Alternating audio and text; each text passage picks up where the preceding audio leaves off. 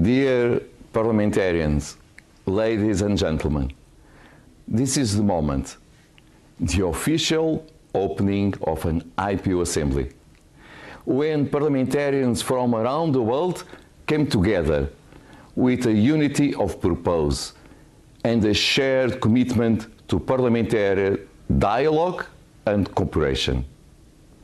This is the moment when our values, ideas, and aspirations converge into a strong impulse to strengthen peace and representative democracy. And this is the moment when we remind ourselves of our responsibility to ensure that parliaments are not pushed to the edge of political landscapes, but take central stage in creating conditions that empower people to lead their lives with dignity. Dear friends, I am honored to join so many fellow parliamentarians from across the globe. Over 750 MPs from 135 countries at an assembly like no other before it. It was not so long ago that I first appeared before you as the new elected president of IPU.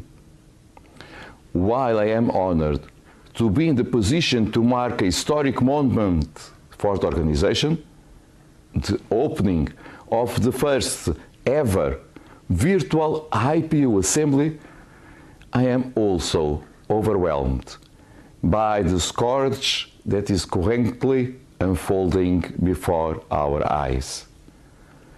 More than 3 million people have lost their lives to the COVID-19 pandemic. Together with the climate crisis and the recession on a scale not seen in nearly a century. The pandemic has reversed some of the great progresses made in human development. Decades of work has been erased in the blink of an eye, and millions of people all over the world have fallen again into extreme poverty. We are no longer navigating along the predictable path mapped out by our increasingly interconnected world before the pandemic. The radical uncertainty that came with the pandemic has thrown many obstacles in our way as we work together to address the imperatives of our time. These times has also exposed the challenge facing governments in instigating real and forward-looking challenge upholding the values of democracy. Equally significant is the impact of the pandemic on societies. It has worsened existing weakness, deepened structural inequalities, and made life particularly difficult for women, girls, and the most vulnerable people. The pandemic began over a year ago, and we have now reached a point where a new way of thinking, an innovative approach, and a genuine openness to change are needed if we are to fully understand and confront the complex challenge of our time. This can only be achieved in societies that are resilient, equitable, inclusive, and fair. Although the pandemic has tested parliamentarian resilience, I have no doubt that parliaments, as custodians of human rights and the rule of law, must be at the center of societies, equipped to serve people above all else. Dear friends, our efforts to build new foundations, to bring together so many voices from around the globe, and to embrace the virtual world while maintaining what is most valuable from the in-person one, have all come together to position this IPU Assembly as a unique global platform for a wide-ranging discussion on how to overcome the pandemic today and build a better tomorrow. Over the past few weeks, in meetings of the standing committees and the forums of women MP and young MPs, we have discussed how parliaments can play a central role in post-pandemic recovery efforts across peace and security, sustainable development, democracy and human rights, and gender and youth dimensions. The first element of our response concerns vaccines. Access to vaccines is too fragmented and slow. Over 1.32 billion vaccines doses have been given to people across the globe. But much more needs to be done to bridge the wide gaps between vaccination programs in different countries and regions. It is amazing that more than 80% of vaccines have been given in high and upper middle income countries, and only about 0.3% in low income countries. We must defend for vaccine accessibility as a global public good.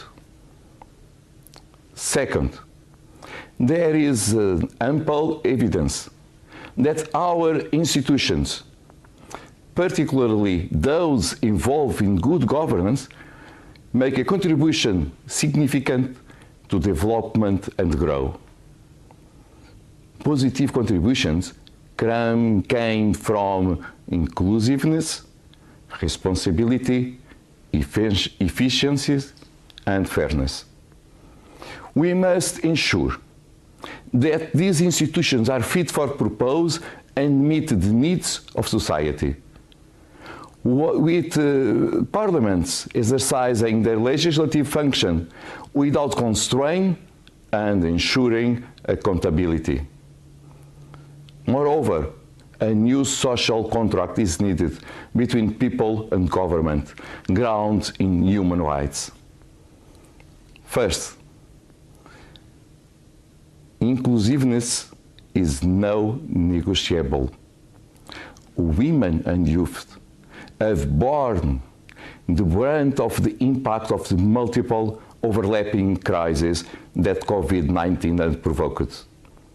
They must be part of the recovery and take their rightful place in the world of politics where decisions about the future are made.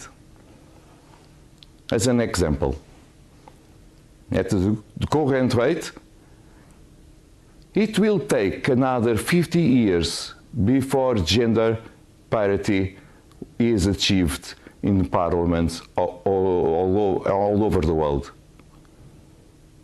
With 50% of the world's population under 30, there is a huge deficit in the political representation of young people.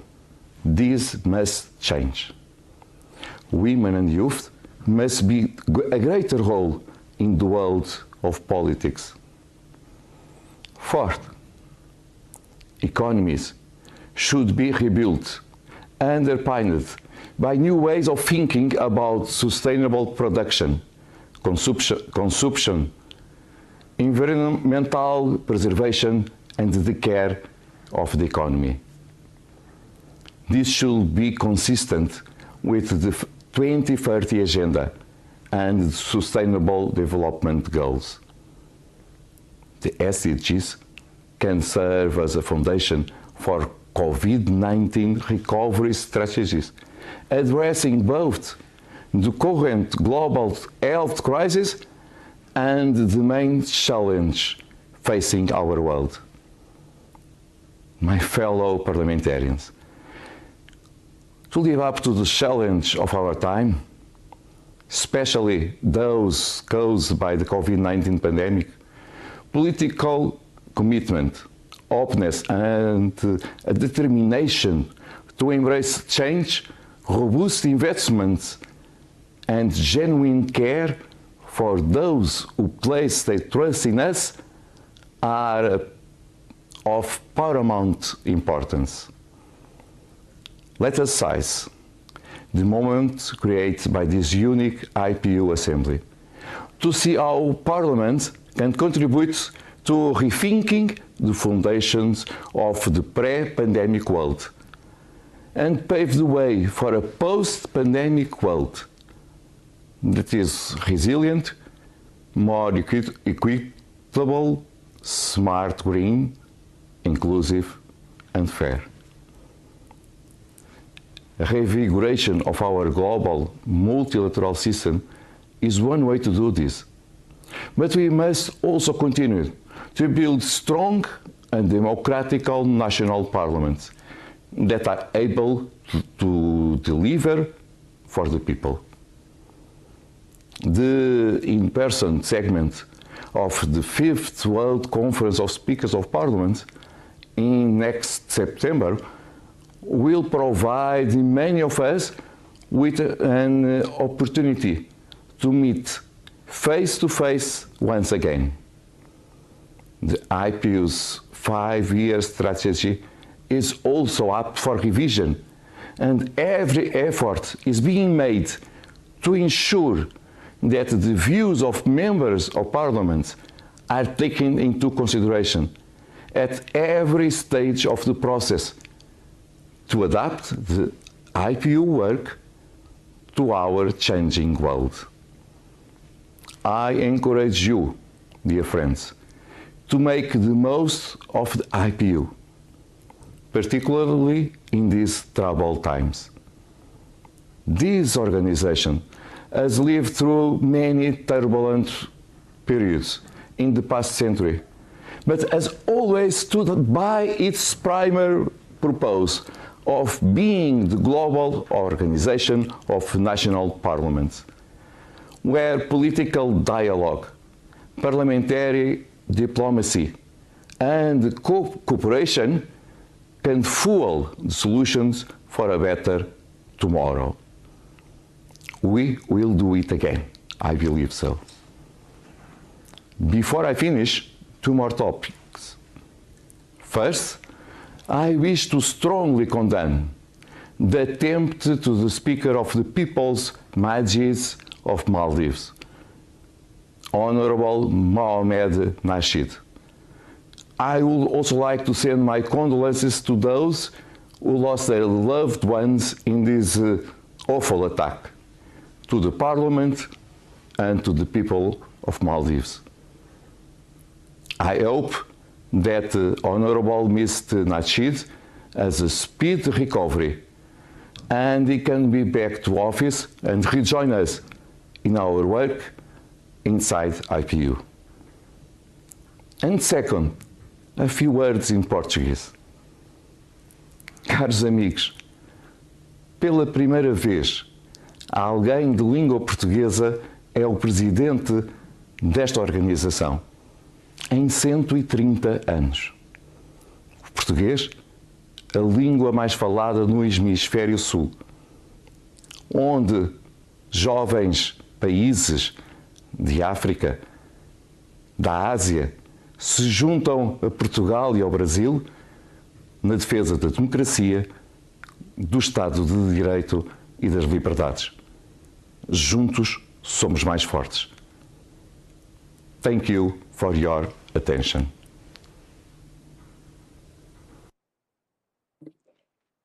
Thank you, or should that be obrigada? Welcome to this interactive session. And as the President was saying, decades of progress risk being wiped out by the COVID-19 pandemic. So how do we build a better tomorrow? Well, I'm delighted to say that we have three exceptional speakers who have very clear ideas of what needs to be done. Ms. Helen Clark is the former Prime Minister of New Zealand, the first female head of the UN Development Programme, and Helen currently holds many positions, including board chair of the Partnership for Maternal, Newborn and Child Health. Helen was also the co-chair of the independent panel on pandemic preparedness and response, which reported earlier this month and said that the pandemic could have been prevented if countries had been more proactive and not taken a wait-and-see approach. The findings of those panels are going to be presented at the World Health Assembly, which is currently on here in Geneva. We have Dr. Jomo Sundaram, the former chief economist of the United Nations, a very prominent academic at Columbia University and the International University of Malaysia. And Dr. Jomo has written and edited more than 100 books. He's an award-winning author, and many of those books do focus on issues such as development economics and how to sustain equitable development. And we also have Ms. Anuradha Gupta, the CEO of Gavi, the Vaccine Alliance. And before she joined Gavi, Ms. Gupta was the head of the National Health Mission of India and oversaw what was most probably one of the world's most complex and biggest public health operations. At Gavi, Ms. Gupta has really put the focus on gender and equity at the heart of the Alliance's work and is a really firm believer that a key element for ending this pandemic and preparing for the next one will be equity. Ms. Gupta, the floor is yours. I'm very honored to be speaking at this assembly at such an unprecedented time. The current COVID pandemic is a timely reminder not only of the power of vaccines, but also the power of partnerships and importance of multilateral cooperation that was just highlighted by the president of IPU, and proactive country leadership that Helen might want to talk about to tackle this enormous global challenge. In order to end the acute phase of this pandemic, it will be crucial that all of us join hands and take collective action to ensure that we create a more equal and inclusive world and leave no one behind with immunization. So far as Gavi is concerned, equity has always been at the heart of our mission. Over the last 2 decades, we have been tireless in expanding equitable access to vaccines. The outcome has been absolutely phenomenal. Vaccine-preventable child deaths have declined by an astounding 70% in Gavi-supported countries. Today, poor countries are able to access vaccines in parallel with rich economies.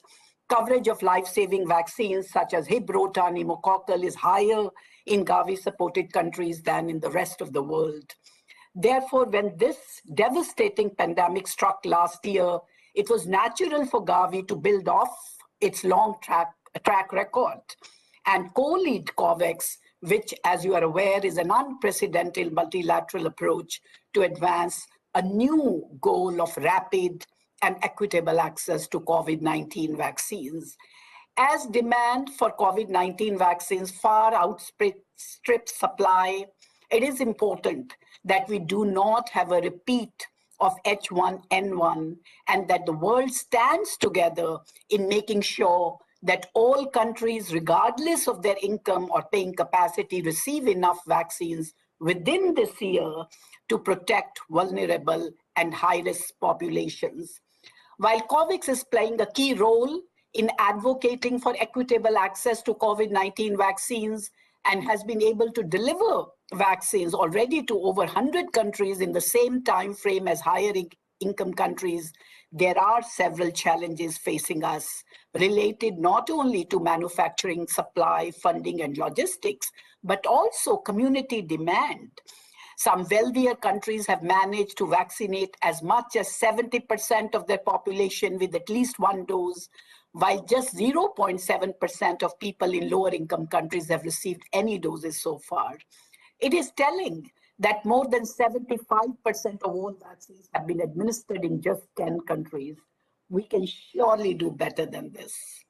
We are also seeing suboptimal demand in some countries for initial limited supplies, making the situation even more complex. Addressing these challenges is imperative, as no one is safe until everyone is safe. Continued transmission in any part of the globe, such as the one we see in my home country, India, is a threat to the entire world. More transmission means more mutations and variants, some of which could defy the current vaccines, prolonging the pandemic, with the poor bearing the most brunt.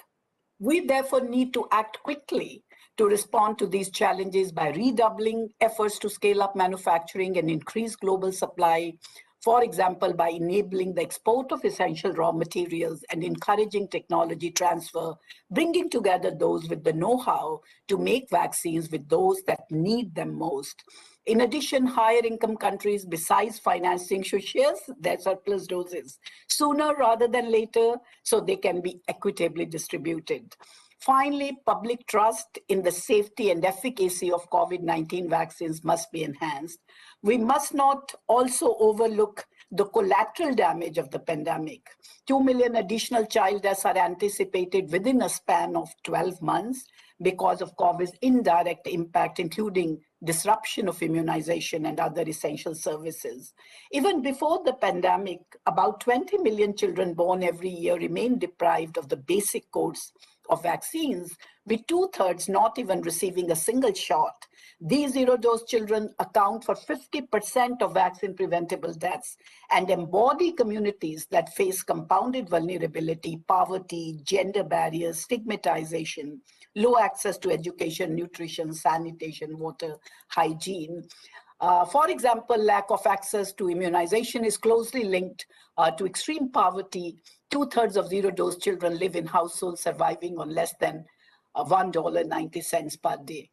In addition, it is twice as likely the mother of a zero-dose child missed out on antenatal care or skilled birth attendance. Zero-dose children are also less likely to live in a household with access to safe water and sanitation. So equity is central to our strategy at Gavi. We are focused on reaching these zero-dose children and missed communities because we really feel that these are communities that suffer from disproportionate burden of disease, deaths, and medical impoverishment. Gender is an integral part of this equity agenda, particularly given the disproportionate gendered impacts of the pandemic. We know there is no one way of reaching these missed communities. Approaches will vary from country to country and within countries' contexts and settings. This will require flexibility, innovation, and the expertise of organizations working in a range of fields. It is therefore heartening to see IPU focus on health and its landmark resolution to reach universal health coverage by 2030, a goal which is going to become even more daunting. So we look forward to further working with IPU to address these deep inequities and put the furthest behind first. This is more important now than ever before because the pandemic has exacerbated pre-existing health inequities. Therefore, it is critical that we take this opportunity to shape our COVID-19 response as an opportunity to achieve better equity and social justice and to focus on those people who are bereft of even the most essential services and dignity of life. And with that, I hand it back to you. Thank you very, very much, Ms. Gupta, the Deputy CEO of Gavi there, making a call for greater access for the COVID-19 vaccine and, of course, to reach these zero-dose children in other immunization programs as well. And if you would like to tweet about her remarks, please do use the hashtag #VaccinesWork. Equity, as we can hear, is the key element in the discussion today.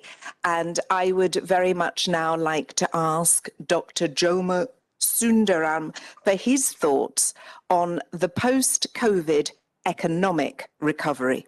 The floor is yours. Thank you very much, Madam Chair, and thank you very much to the IPU for kindly allowing me to join you today.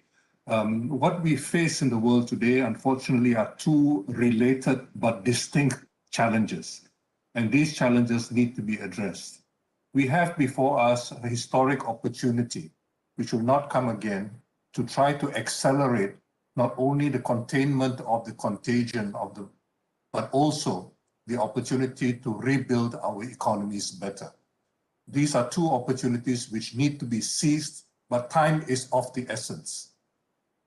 Parliaments can do much to try to change the nature of the discussion which is going on in the world today by accelerating and reducing the barriers to the very essential elements. Besides vaccines, which have just been emphasized, it's very important to recognize that for many developing countries, poor countries, there is limited access to diagnostic tests. There's limited access to personal protective equipment, essential for frontline workers. There's limited access to treatments, in addition to the challenge of vaccine access. South Africa and India have put before the World Trade Organization a proposal to for a waiver to the TRIPS agreement, the Trade-Related Intellectual Property Rights Agreement of the World Trade Organization. Unfortunately, this has been blocked so far since the resolution was introduced at the end of last year. We have seen very little progress, and thankfully, we have seen some progress in the last month, but not enough progress has been made. If we do not ensure the containment of the crisis, I'm afraid that we are going to set back the world. We are not going to return to the status quo ante, but the world will be much worse off for the reasons which we all know very well. It's also very important for us to recognize that even this current range of vaccines which are available will not ensure the eradication of the disease of COVID-19. This is quite clear now because what the vaccines are able to do is largely to mitigate the severity of infections as well as the likelihood of death. If we compare it with the smallpox vaccine or with the polio vaccine, we are not in a situation now where we can talk about eradication. In fact, some of the major companies involved in developing vaccines now see this as an essential part of their business strategy. They are assuming that the COVID-19 is going to be endemic. Let me turn quickly to the second element, which I think is important for us to recognize: the mobilization of necessary financial and other resources to address the nature of this crisis. It's important to recognize that the disruption of supply chains internationally, there have been other major disruptions due to the specific character of the infections involved with COVID-19. This has required various measures, as we all know, and these measures have been extremely disruptive to economies, to lifestyles in all our economies. But the possibility of vaccination has made it possible for some life or semblance of normalcy to be restored in some economies more than in other economies. If we do not ensure the necessary resources to try to ensure that there's enough for relief, recovery, and reform, we are going to be set back much further. It is very crucial for those resources to be made available. And here again, we see a great divide, almost an apartheid, with rich countries able to deploy resources in order to ensure sufficient resources for relief, recovery, and reform. But poor countries are not able to do so. They have huge debt overhangs. They have other problems as well, difficult access to finance, as well as great fears due to past experience of doing much more to restart their economies. It is therefore important that the international community do far more to make these resources available to these desperate situations. We have seen, for example, that a number of recent developments which are quite promising. We have seen, for example, that the approval of special drawing rights at the International Monetary Fund will make possible in the near future additional resources. But these resources are largely distributed according to the relative wealth of the economies in the world. And so what will accrue to developing countries will actually be relatively less, and especially to the poorest countries. Additional resources must be made available through the multilateral financial institutions which already exist, not only the IMF and the World Bank, but also the African Development Bank and the other regional and other multilateral development banks. This is extremely important, and the deployment of such resources will be very important.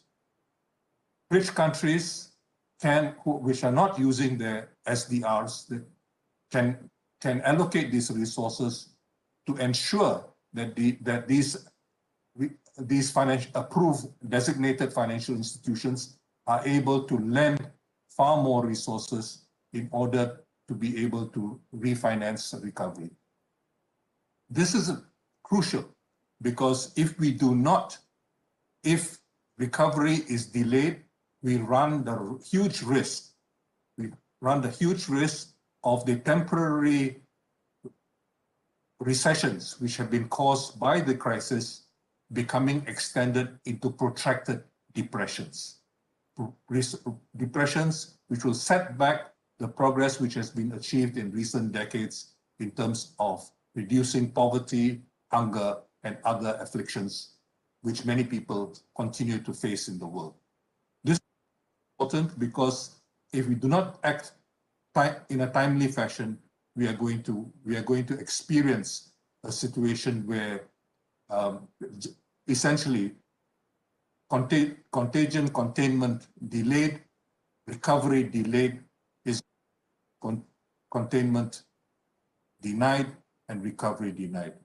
It is for this reason that I think we have to seriously think about how parliaments can act together to ensure that the two major problems of the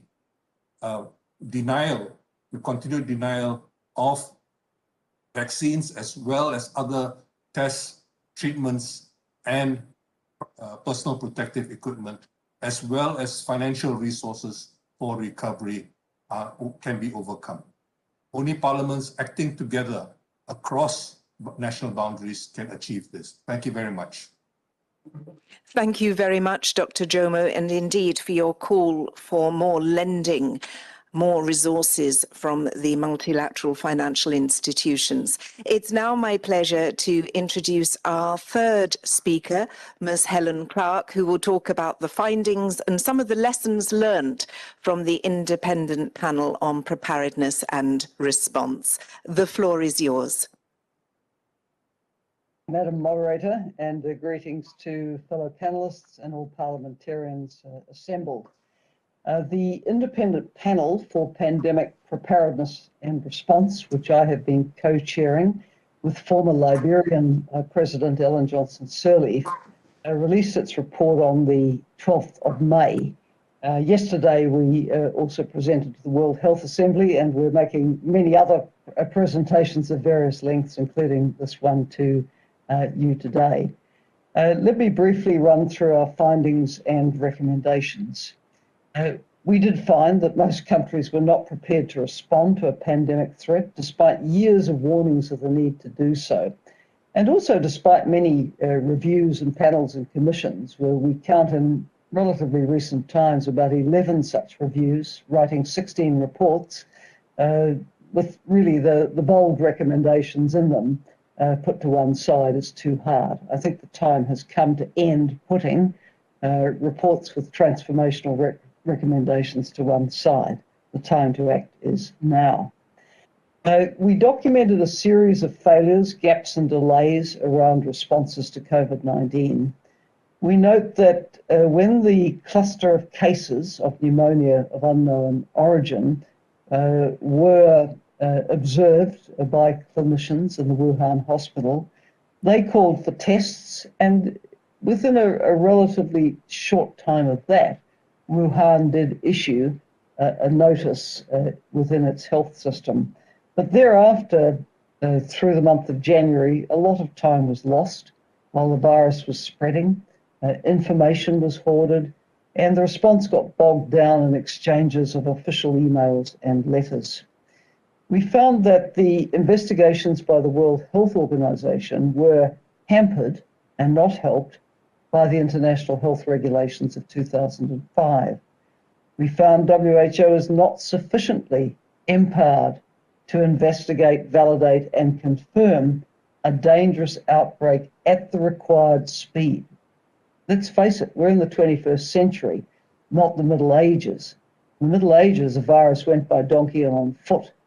These days, it's on the next plane. Hours, days, weeks matter in fighting a dangerous pathogen, especially one with respiratory impact, as this one had. We do believe that the public health emergency of international concern could have been declared at least by the 22nd of January. It wasn't. Another 8 days went by before that actually happened. But having said that, January was too slow with the virus on the move. We identified then February, the month following the public health emergency of international concern being declared, as absolutely a lost month, during which many countries adopted what we describe as a wait and see approach rather than enacting aggressive response strategies. Some countries, of course, did respond successfully, not least those which had learned the lessons of the 2003 SARS outbreak or of Ebola. We also found success was dependent on good governance capacity, strong leadership, obviously, not leadership that denied science and sowed cynicism and distrust among citizens. Those who proactively deployed public health measures in the absence of vaccines made progress. But of course, the opposite is true of those who have had particularly bad outcomes. When we came to the recommendations, we made them in two sets. The first are the urgent recommendations. The second set is on the transformational actions needed to make this the last pandemic. On the immediate actions, we do call on every country to deploy the proven public health measures, the non-pharmaceutical ones, which will stop transmission. And I agree with what has previously been said about, we can't see the vaccine as solving all the problems. The rollout is so slow and so inequitable. The virus is spreading now. We need countries consistently applying the proven public health measures to give their people a chance. But then we come to the issue of the vaccines. And clearly there are problems of inequitable distribution and also problems of outright supply. There just isn't enough of it around. So our panel tackled the issue of both the distribution and of the supply. On the distribution, we have recommended that the high-income countries with a vaccine pipeline for adequate coverage of their own populations should now commit to share the surplus orders that they have, and many have ordered at least twice as much as what they need. My own country certainly has. They should collectively, as high-income countries, be committing to put at least 1 billion vaccine doses the way of the Gavi COVAX advanced market commitment for the 92 low and middle income countries. And we urge more than 2 billion doses being redistributed in that way by mid-2022. Now, the latest advice we have from Geneva is that the concrete commitments for new vaccines probably aren't totaling, well, for redistribution of vaccines aren't totaling more than 150 to 200 million. So really the high income countries have to step up on this. Then when it comes to the issue of supply, well, we have pharmaceutical companies, frankly, hoarding their intellectual property, not being prepared to support voluntary licensing going out at scale with the knowledge and technology transfer to enable much more widespread manufacturing. And we have recommended that WHO and WTO should together urgently convene the major pharmaceutical manufacturing countries and the companies to broker agreement on a rapid scale-up of the voluntary licensing. We say if that can't be agreed, then a waiver of the intellectual property rights under TRIPS should come into force within 3 months. I support the TRIPS waiver. I think India and South Africa have done a tremendous job in promoting this and getting wide support for it. Of course, it's going to take time to negotiate. I think I've seen Dr. Ngozi, the head of WTO, talk about the end of the year. We need things done now, and that's why we've put quite a lot of emphasis on crunching key stakeholders to get voluntary licensing out there very, very quickly. Clearly, the Act A, the Access to COVID Tools Accelerator, is short of cash for this year. Latest count, I think, around $18.5 billion short. We have called on the G7, which is meeting early next month, to fund 60% of that. And that's more or less what it should pay on a GDP per capita weighted basis. There has been talk of G20 coming up with the whole 18.5 billion. Terrific, but we need to see the money. We see a lot of rhetoric at the moment, but the cash and the commitments are not as firm as they need to be. And finally, on our immediate recommendations, we have called on WHO to elaborate a strategy for where it thinks we need to aim to be by certain timelines and benchmarks. We don't see a clear strategy at the moment. We need a strategy. Perhaps it has to be in the parlance of end AIDS. You end the pandemic as a global public health threat, but we need to know what are the steps that need to be taken on the best case scenario and what's the worst case scenario if we can't get there. Let me just briefly run through the major steps we think need to be put in place going forward. And it is really a transformation of the international system. We've proposed the creation of a global health threats council to be constituted at the level of heads of state and government, which would maintain and mobilize political commitment to preparedness and response on an ongoing basis. We all know how when something really badly affects our world, everyone's very motivated, we talk about it a lot, and then the immediate panic goes and we're back to other things. If we don't learn the lessons of this, we're going to repeat them. So we need a high-level council that is going to be an uber oversight, monitoring, accountability council to really keep driving this forward. We've proposed a dedicated international pandemic financing facility with a funding formula based on ability to pay, from each according to their means to each according to their needs. It's estimated that the annual preparedness funding for low and middle income countries support would probably be in the order of around 10 billion. That's got to be financed. And you need to be able to leverage up to $100 billion quickly and early for response if another major outbreak like this comes along. We are Ms. supporting Clark, the if I could negotiations. just Yes. ask you to very kindly wrap up, just because I have so many parliamentarians who want to ask you questions. So if you could just wrap up, that would be wonderful. Thank you. Right. We are supporting the negotiation of the Pandemic Framework Convention to fill gaps in the existing legal framework. We're recommending the transformation of the existing Act A mechanism so that it really truly can deliver global public goods.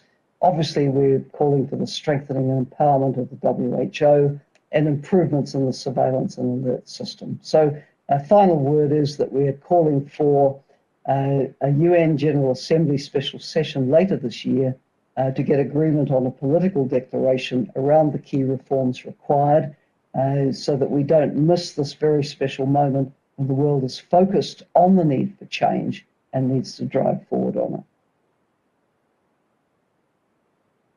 it. Thank you very, very much indeed for that sober assessment, but also those very clear recommendations. And we're now going to take questions from parliamentarians. Parliamentarians, you can also put your questions in the chat. And I see that we have a first question from Austria. So if Austria could come across the line and ask that question, please. Yeah, thank you very much to all the four panelists for their interesting inputs. It was very disappointing to learn recently that the European Union will not follow the example of the United States, India, South Africa and others to agree on a TRIPS waiver, which would allow every country with a pharmaceutical industry to produce vaccines or medicine to curb the pandemic on their own. Besides the fact that we have only a realistic chance to end the pandemic globally, or we will not be able to eradicate it at all, what might be a convincing argument for countries that prioritize profits of shareholders over global health to change their minds and waive intellectual property rights for corona vaccination or medicine? Thank you very much for that question indeed. How do we persuade countries to agree on a TRIPS waiver of the vaccine? Let me put that question to Ms. Clark, as you just mentioned the IP TRIPS waiver, for your response. It is disappointing, and clearly the moral arguments aren't moving these countries to date. So let me try a geopolitical one. I think Big Pharma and the countries supporting them are completely missing the point. There are other vaccines coming onto the market.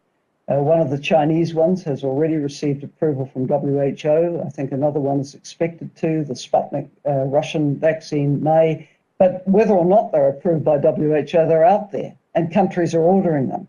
And so if Big Pharma wants an ongoing life, I'd say they'd better get with it and get some voluntary licensing out there very fast, because others are being rather more helpful, including, I understand, with Sputnik looking now at arrangements for the third countries to manufacture. So I think get real geopolitically would be my advice. Thank you very, very much for that very direct advice. I would now like to take a question from Guyana.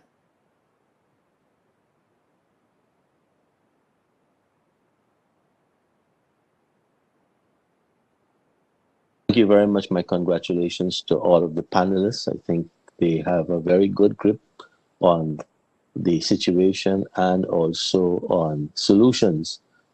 To His Excellency Sundaram, for me, the slow in approving and having countries adopt the non-traditional vaccines manufacturer, and I'm speaking specifically of China and Russia, and Ms. Clark just mentioned it. Don't you think we need to have countries, not only the WTO, accept these vaccines as a solution? I feel Russia and China have the greatest capacity to ramp up production for the rest of the world. But this inertia in accepting vaccines from places we don't feel comfortable with is one of the biggest challenge we have to solution and sustainable development after COVID. Thank you very much for that question. Ms. Gupta, of course, I realize that you're not a politician, but as the Deputy CEO of Gavi, you know a lot about vaccines. The question there about the inertia of accepting other vaccines produced by Russia and China. Would you like to comment? Yes, absolutely. And I think we just need to appreciate that vaccines approval process is extremely rigorous, and it has to be so because they are given to people, and people's health and safety is of paramount importance. So therefore, trials have to be conducted with extreme caution, and there can't be any short-circuiting of the process. And for the first time during this pandemic, we see very innovative ways of speeding up actually approvals by WHO. For example, rolling reviews are taking place, by regulatory agencies, even of countries, but also WHO. But we have to be extremely, extremely cautious that we do not in any manner compromise on the high standards that are required on the safety and efficacy of vaccines. So all the data that is required to be submitted to WHO before vaccines are recommended for emergency use, is something very, very critical from our perspective. Absolutely. The safety is obviously very important, especially for people who are hesitant about these vaccines. There's another question now that has come in from Italy. So if I could ask you to take the floor. Thank you very much for this opportunity and the chance to be here and ask you some questions, to have a discussion. My question is very much political in some sense, although also non-political actors can answer, obviously.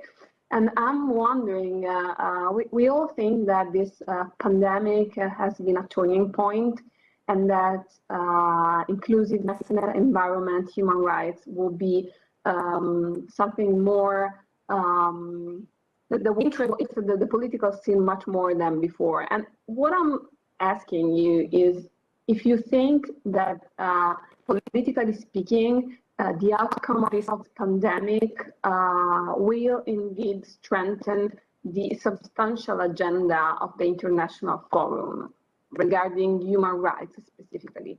I mean, if you see in the next few years human rights coming to real political agenda much more than how it has been done so far.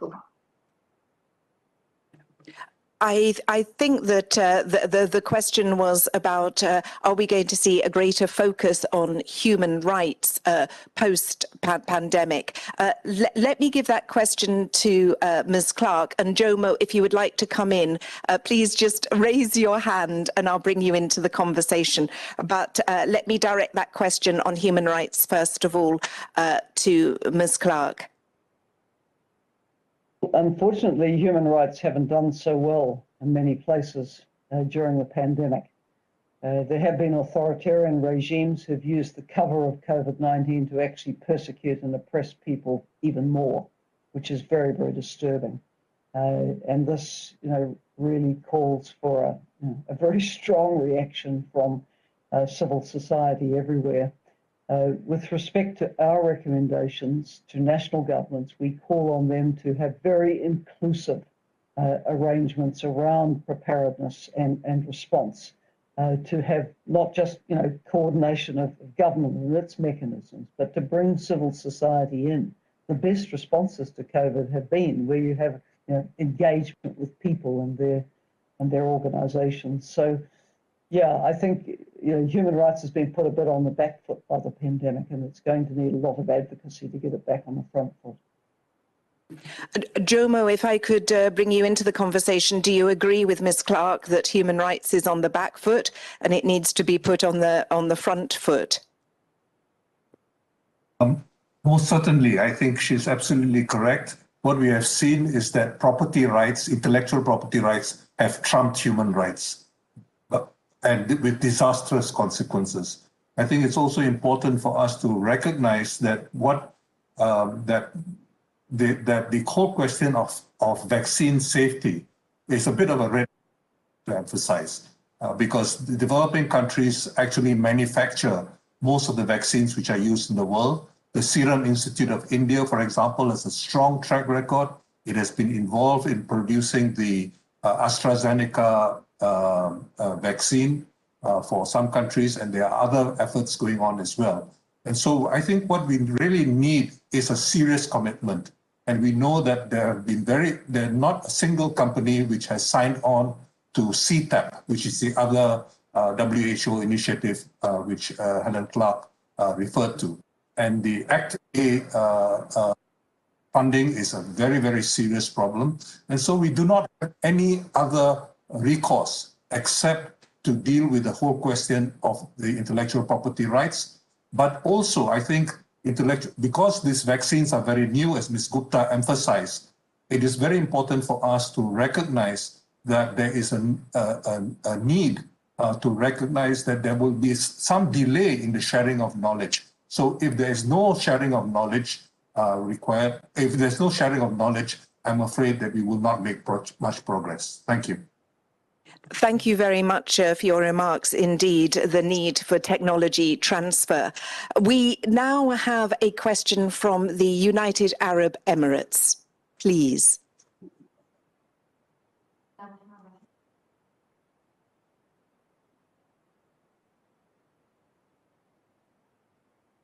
And I'm afraid we can't hear you at the moment. I'll see whether it's possible for you to technically join us. If you would like to try once more.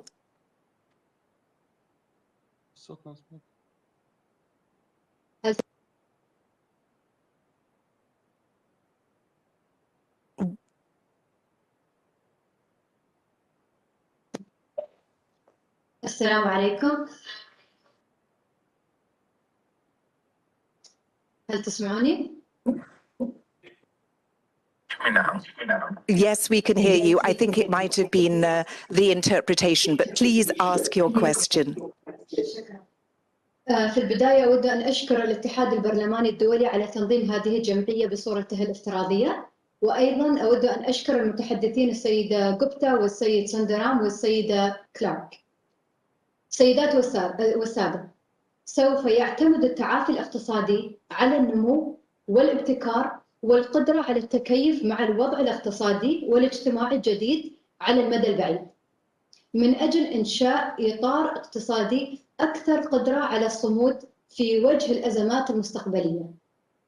وفي إطار هذه الرؤية البعيدة المدى، يصبح للشركات الصغيرة والمتوسطة ورواد الأعمال خاصة من الشباب دور حاسم في تعافي الاقتصاد من الجائحة. لذا فما هو الدور الذي يمكن أن يلعبه البرلمان في مراقبة الحكومة في تنفيذ البرامج الاقتصادية لضمان وصول المساعدات إلى الشركات الصغيرة والمتوسطة والشركات الناشئة وتحقيق هذه المساعدات للأثر المطلوب؟ وشكرا. Thank you very, very much for that question. And it would seem that that was definitely a question for you, Dr. Jomo, which was about the role that parliaments can have in ensuring that there is a role for small and medium-sized businesses, and particular young entrepreneurs in this recovery post-COVID.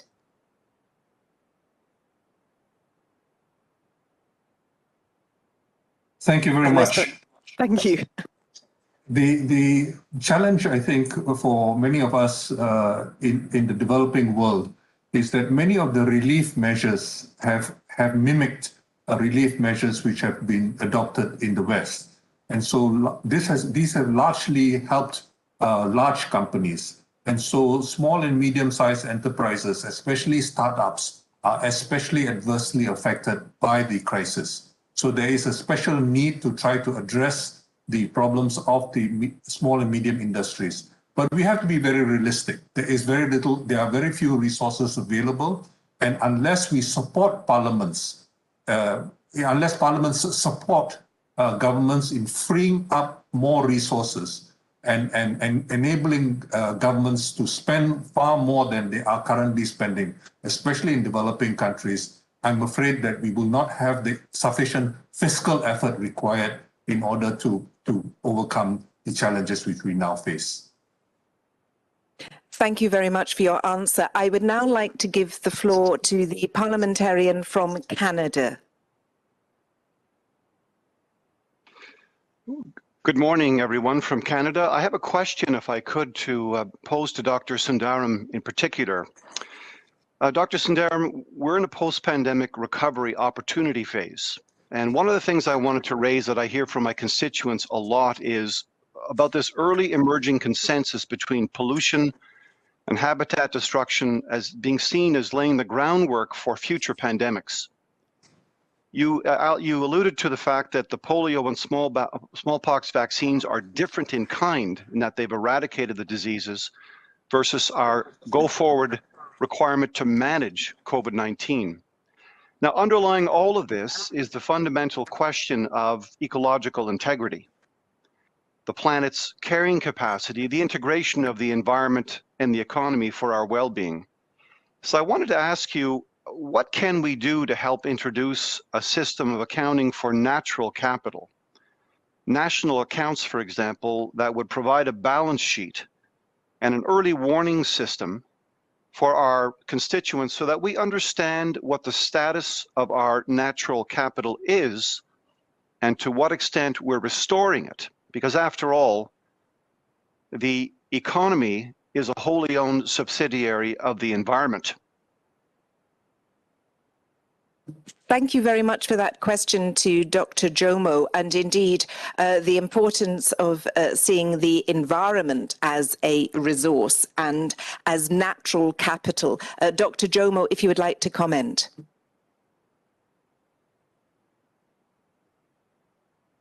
We have a challenge on our hands.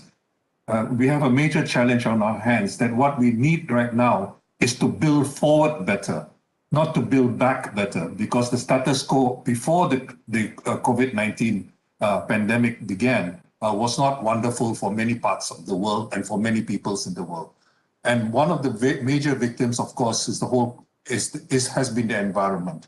But the natural capital approach, which has been favored by some recently, is a problematic approach because it values nature in particular ways with contemporary pricing of nature. And it is very important for us to recognize that it is almost impossible to anticipate how nature may be valued in future. So while I share very much the parliamentarians' emphasis on the need to handle nature much, much better, I'm not so sure the approach which is currently being favored. But I do appreciate the emphasis, and this is something which we all should strive to address as we go forward. Thank you. Thank you. We have many parliamentarians who are wanting to ask questions to our extremely insightful speakers, but I'm going to take one last one, which is from Togo. So Togo, the floor is yours.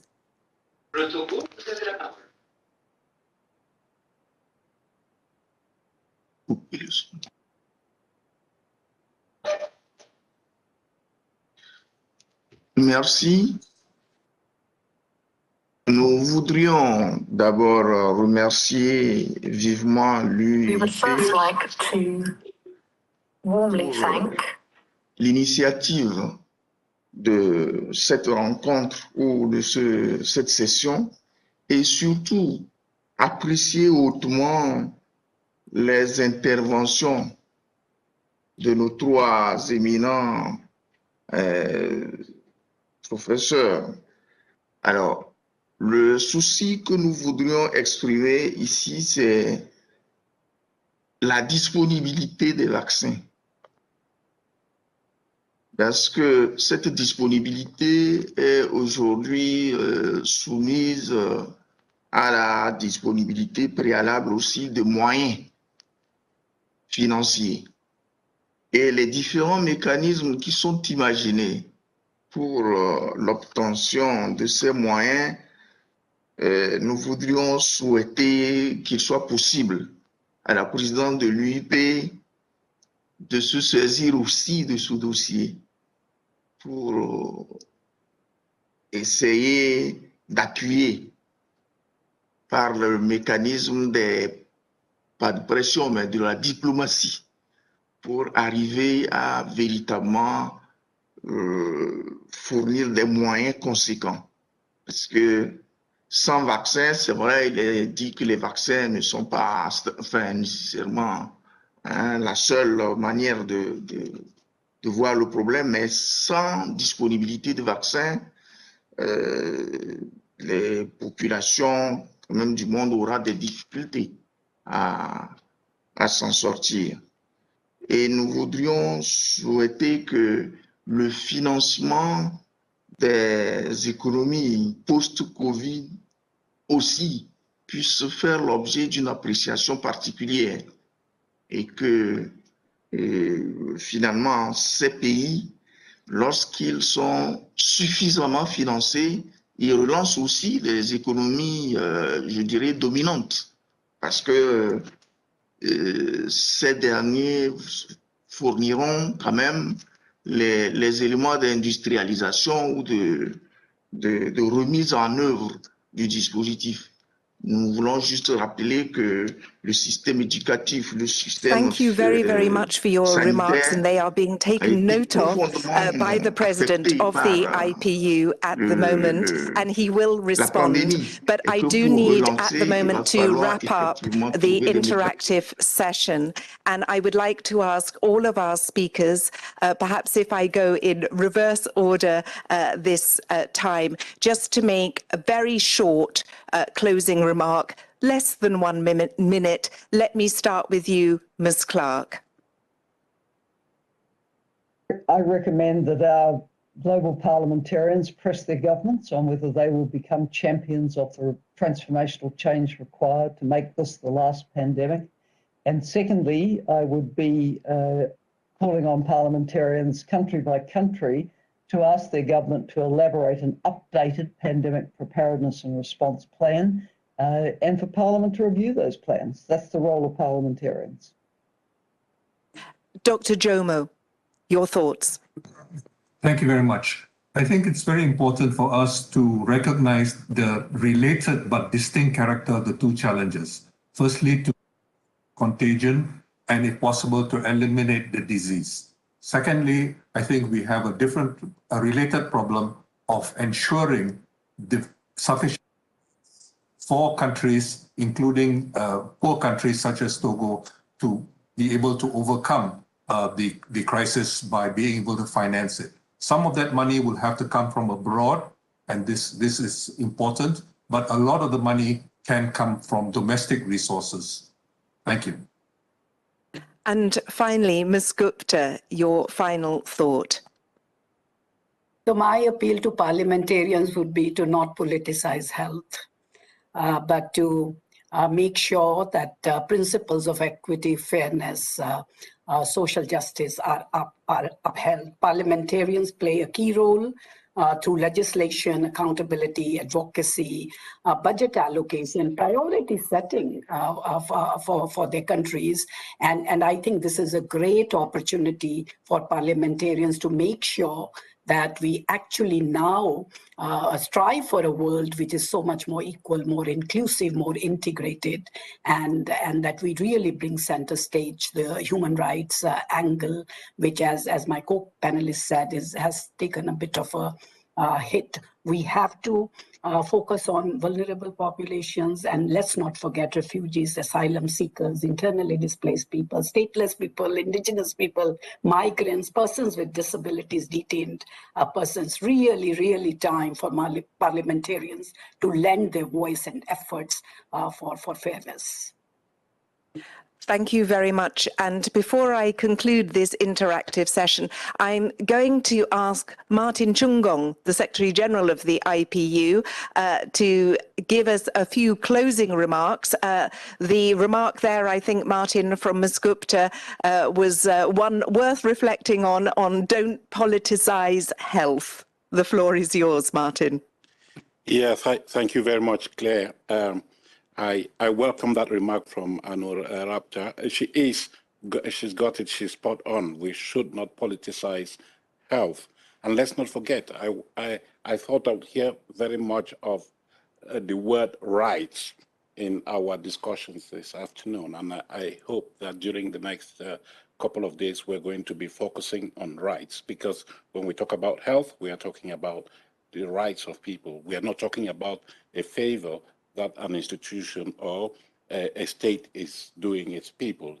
So I would very much like to see more emphasis being laid on rights, more emphasis being laid on the P word, people, because we generally talk of these global issues in abstract terms, forgetting that behind these issues, there are human beings.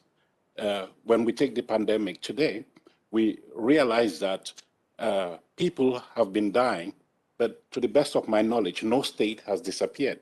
So the states are there, countries are there, but people are dying. So we should go back to people, and parliaments are about people, representing the people. So I see a stronger role for parliaments.